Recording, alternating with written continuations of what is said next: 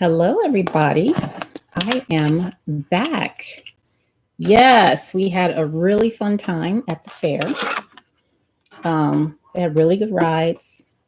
My boys enjoyed themselves, but it was a lot of fun. We had a lot of fun. All right. So today I want to talk about something out of my book, Longing to Learn. Okay. Um, I am very active on Facebook, and there's always a lot of stuff for me to think about and comment on regarding learning, development, and evaluation, all the stuff I do. So, um, so I decided to talk about what's in my book because all of that stuff is relevant to this. So again, my book is Longing to Learn, bringing a sense of delight and freedom back to training and development in the workplace. Okay. It's very cheap. It's only $2.99 on Amazon. So go get it. All right. So there are 8 traits that I talk about in this book. Now, this is important because everybody's a learner. Everybody. Okay. And learning never ends. Learning, I made a infographic to explain what learning is, the way I see it. Learning is like breathing. Okay. Breathing is largely unconscious.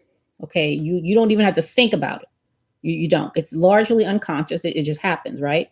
However, when you do think about it, you can give your attention to it, to your breathing, and you can stop it. You can breathe more deeply. You can breathe more shallow, like whatever the case is, okay? Learning is the same way. Learning is just happening without you even knowing it, without you doing anything, okay? However, you can bring your attention to it and make it more purposeful for you, where you've set up some kind of goal. And again, that's where we get to the training, education, and development, and mentoring, and coaching, and all that stuff. Okay. When you give some attention to it and give it a goal. So everybody's a learner. Every single person, from the moment you're being put together in your mother's womb to, all throughout life, everybody's learning. Okay. Largely unconscious again. Okay. So let me give you the first 4 again, so you don't have to sit here and listen to me talk. If you just want to know the first 4, okay, let me give it to you now so you can like and subscribe to the video and then go on about your business, okay? So the first trait of a learner, of you, I'm talking about you. First trait of you, okay? Learners are curious, okay? Number 2, learners pursue understanding diligently. So you pursue understanding diligently. You do. Okay. Whether it's unconscious or conscious, you do. You want to know what the heck is going on. All right. Number 4, learners recognize that a lot of learning is not fun. Okay. You know that. I'm not telling you something you don't know. Okay. A lot of learning and the lessons that we have to learn, that stuff ain't fun. Okay. You know this. And the last one that I'm going to talk about today, because I'm going to do the next 4 tomorrow. Failure frightens learners, but they know it's beneficial. Okay. You're scared to fail. Okay. You are. You're scared to fail. I don't care how big and bad you say you are. Oh, I ain't afraid. Yes, you are. Okay. You're scared to fail. But you absolutely understand that in order to get to that next step, you're going to have to make some errors. You're just going to. Okay. You know that. So those are the first 4. Now, for those of you who want to hear the explanation, I'm going to go through those. All right. And I'll let you know tomorrow the next 4, and I'll give you the rundown of those. There's a fly in here and it's getting on my nerves. Okay. Let me tell you this quote. There's this female monk. How do you say that? M-O-N-K, monk, something like that. She's a Buddhist monk. Her name is Pema Chodro, something like that. And she has this quote that I absolutely love. And I'm going to say this first because if you are a teacher, instructor, facilitator, mentor, coach, whatever, you have to understand who's in front of you. Okay. And if you understand the traits of a learner, you're going to know who's in front of you. And you got to respect that. That's the thing, right? You got to respect who's sitting in front of you or beside you. All right. Now let me tell you this quote because it's very, very relevant for what I'm talking about here. She says, compassion is not a relationship between the healer and the wounded. It's a relationship between equals. Pema Chodron said that, okay? Compassion is not a relationship between the healer and the wounded. That is not the way we have been conditioned to think of compassion. When we think of compassion, that means if somebody's going to show me compassion, okay, or if I show somebody compassion, that normally means I'm better in some kind of way than that other person or something. Typically, that's what that means. Okay, if I'm going to go to the homeless shelter and show some compassion for these people, okay, I can only do that because I got a home. Right? If I'm going to go on, show some compassion for the person who's begging for money on the street, I can show compassion because I got money. If I'm broke too, how am I going to show compassion, right? Like that's the way we think about it. Okay. Now, what she is saying is that's not true. You can't show compassion, what she's saying, if you do not see that person as your equal. It's impossible for you to show compassion. Okay. Now, the quote is longer because there you go. Hold on a second. Let me get that sucker when he comes back around here. So my son opened the door to take his bike out, and every time he opens that back door, a fly comes in here. I can't stand it. So the rest of that quote, she's talking about how, your equals. You have to recognize and see that the person you're looking at may has some darkness, but you can only see that darkness when you see yours too. Okay, you are not better than the person you are showing compassion to. You are equal to that person. That's what she's saying. That's what I am saying when it comes to you understanding what learners' traits are. When I say everybody is a learner, including you, as you are there as a teacher, an instructor, a facilitator, a coach, a mentor, a training designer, an evaluator. Okay, you are a learner, just like the table you're preparing for these people. Okay, they're learners too. You're not going to be effective. You're not going to be able to make that connection. You're just not going to be able to do those things if you insist on seeing yourself as better. Okay, on that level. Now you may have, more experience in some area. You may have more degrees, more money, a bigger house, more car, whatever the case is. But that does not mean you're better. Okay, it means you're different. You've had different experiences. You've done different things, talked to different people, but different does not translate into better. It translates into different. Okay, I feel like I have to get this through because I'm working with people now who have a very strong I'm the teacher and you're the student mindset. Okay. And I'm finding it tough, to really, to really paint a picture so that they can see that role in a different way, not in a better way, in a different way. I might have to shut down this live and get that fly because it's getting on my nerves. Okay. But let me try to make it through. So I got to do that. Okay. Let me try to make it through. All right. So I got that. Okay. I am not better as a teacher, a coach, mentor, facilitator. I am not better than you, student, or whoever's in audience, whoever's in front of me. We are equals. So let's start there. Okay. So as an equal, let me respect who you are as a learner. And first of all, learners are curious. Let me respect the fact that and acknowledge the fact that you are curious. We, both of us, we're curious. Okay. And what that means is I'm not going to read the whole thing in my book, just like little pointers. We love the discovery aspect of learning. We like to discover. We like to explore. Okay. A lot of times I don't want, that's why we like surprise parties. Do you like, how surprise party, Christmas. Okay. I probably spend more money, or at least half of the money, on wrapping the stuff up and hiding it than I do on the actual gift. Okay. Why? Because you want it to be a surprise. We want to explore. We want to discover. We don't want you to just put it out there in front of our face. That don't mean nothing. That's why we like presents. Learners are curious. So they need to be provided opportunities to use that curiosity. They need to be provided opportunities to explore. Okay. Provide them opportunities to explore. The second one, learners pursue understanding diligently. I'm not saying that, you love school. Okay. Because a lot of people don't. They just don't.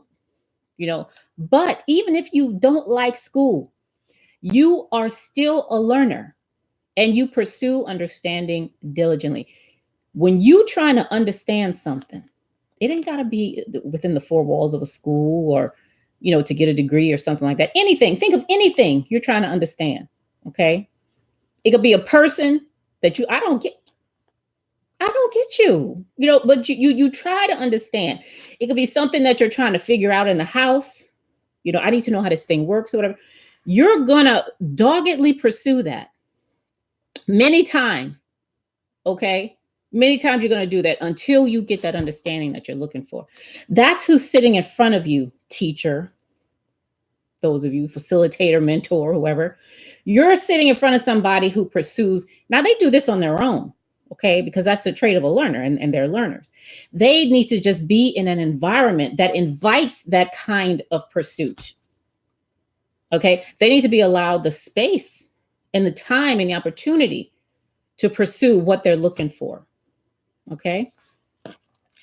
The third one, learners recognize that a lot of learning is not fun.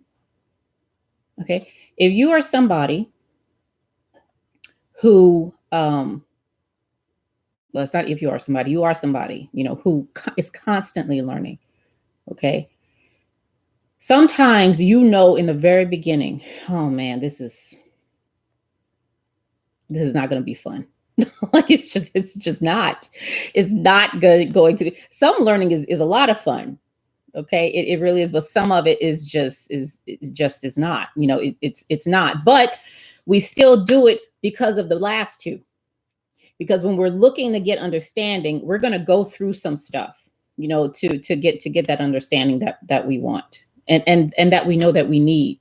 Okay. Let me see. Let me see what I say in here. Give me a second. I say some learning processes require boring repetition. Others, a mind-numbing attention to detail. Still periods of intense mental focus or physical labor. Okay. Learning isn't just mental. All right. Remember what I told you. There are 4 aspects of behavior, right? You got thinking, feeling, physiology, and action. Okay. All of those, you're bringing all of those. You're learning with all of your senses. You're learning with your feelings. You're learning with your emotions. All of that stuff you're bringing to the table. Okay. I'm not just talking about, learning the recipe for grandma's cheesecake or something. Okay.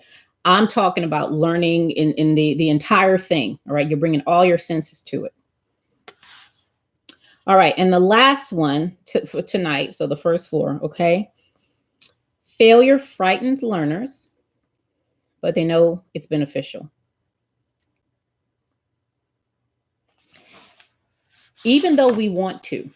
So this is something that I say on my Cheryl channel. Okay. I talk about how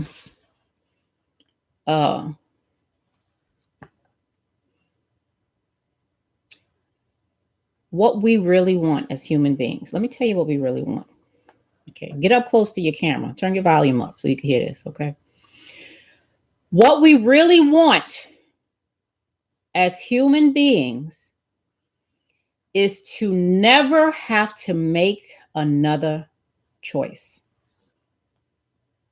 We don't want to have to do that anymore. I mean, can you imagine for us just to be able to just live a good life without ever having to make another choice? Okay. Why? Because we have learned that we don't always make the right one. And when we don't make the right choice, what happens? We fail, we hurt, we cry, we get skinned up, we end up in bad situations, we do all of that stuff. Okay? Because we made the wrong choice. We don't want to make choices anymore. We don't. That's what the state of heaven is. The state of heaven is you never having to make another choice. That's what the hell it is, okay? Think about that. Think about it. I know you probably never heard that before, but think about it, okay? Now, when I say failure frightens learners, it frightens because we know, okay, at some point, I'm going to have to say yes or no, right or left, medium or large, or whatever the choice is, okay? I'm going to have to sign a paper or decide not to sign, okay? Leave or stay. All right? We're going to have to make those choices. And with that, the potential for failure is always there. We don't like that. However, because we are learners, the trait of a learner is to know that we're gonna fail, but we know in the end is beneficial. Again, because we're learners and we're gonna learn from that. Okay, the same way we learn from when we make good decisions. You learn from that too. You do.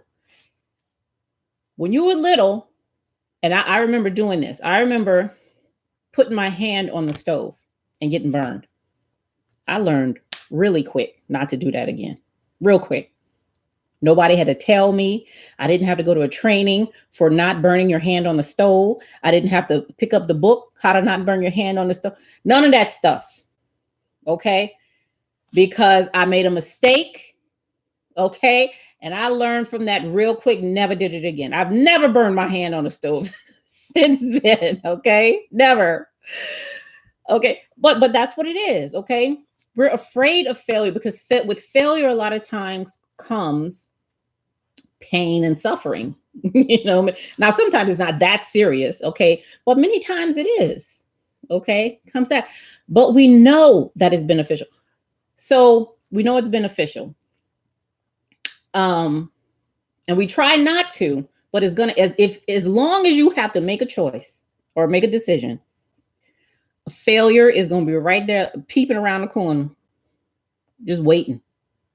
Okay, but we know it's beneficial because we're gonna learn and grow and mature from that, right? Yeah, we will. So in a learning environment, what you want to be able to do, I'm talking to my teachers, instructors, coaches, mentors, facilitators, okay? What we want to be able to do is to create a fail-safe environment. Create an environment where I can fail, where I can make mistakes. I can make developmental errors, but I can do it safely, okay? Because I got support. I got support around me in order for me to do that, okay? So create a learning environment that allows that to happen. All right. So again, the 4 are learners are curious, and I'm talking about you. So let me say you. You are curious. You pursue understanding diligently. You recognize that a lot of learning is not fun, and learning failure frightens you, but you know it's beneficial. Okay, that's the first 4. And again, the implications of that for those of you whose function it is to teach or to mentor or to coach, okay? You need to understand that to go into a learning situation, there has to be reciprocity. Like I said, teacher and learner have the same definition. It's the sharing of perspective and experience. So you have to know that in order for you to do your job and to do it well, you are equal to that learner in front of you. You're not better. You're not better. You may have had different experiences, which is what the sharing is about. Okay. That's what the sharing is about. Help me to see, because I only have this perspective. I can only see from behind these eyes. Okay. In order for me to see more or more broadly, you share your perspective and experience with me. That's and I'll do the same, because you don't know what's behind my eyes. It's a different experience, right? It's different. So let's co-create an environment that allows these 4 traits to flourish. Let me use, what I have as a learner, so that I can learn. Get out of my way. Y'all see that flag? All right, I'm almost done. Yeah. So again, get out of the way. Get out of the way. And you get out of the way by saying that you're not better than I am. Okay. That. I'm telling you. Listen, I'm telling you. That's hard. That's hard for teachers to do. The way we've been conditioned to think about teaching and learning, it's hard for a teacher to understand. Yes, you have more degrees. Yes, you've lived longer. Yes, you've been to more places. Yes, you got more money in your bank account, but you are not better than the learner sitting in front of you. You've had different experiences. Okay? That now, as a teacher, you're going to share. You're going to share. That's what you're doing. Because like I said, you need to let me learn the way I want to learn. Okay? I'm not going to get back into that discussion, but that's what I'm talking about. So again, and I'm going to put these 4 things in the description box so you can read them or whatever. And I'll put the link to my book too. But again, Pema Chodron, I'll put this quote in there too. Compassion is not a relationship between the healer and the wounded. It's a relationship between equals. So tomorrow, I will give you the next 4. I'm going to do it in the morning because I'm going to use the rest of the day, to do all the stuff I have to do. All right. So I'll talk to you tomorrow. See you later. Bye.